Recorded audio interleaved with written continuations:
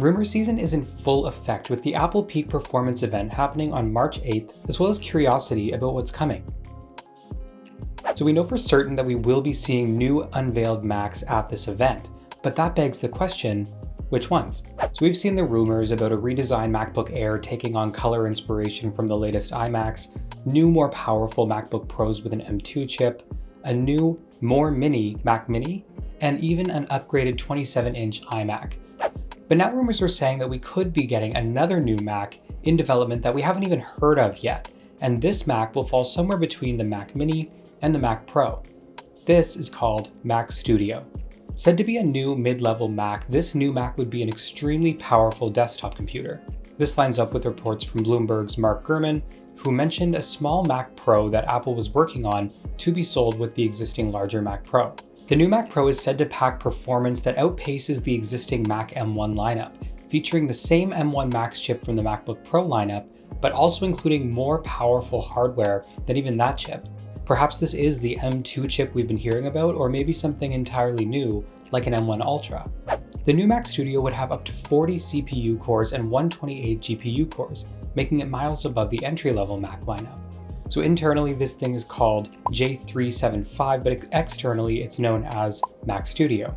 Given that it's somewhere between the Mac Mini and the Mac Pro, it begs the question whether this could simply just be called Mac. There's no word on when we'll be getting the Mac Studio launch date, or even how far it is in development right now. And while it is possible we'll see a sneak peek at the March 8th Peak Performance event, I wonder if it makes more sense to launch at this year's WWDC, or even later on this year in the fall. And I will say the fall actually does sound more likely because my assumption is that computers adopting the M1 Pro and Max chips will launch in the first half of the year, and then new M2 chips are going to launch this fall.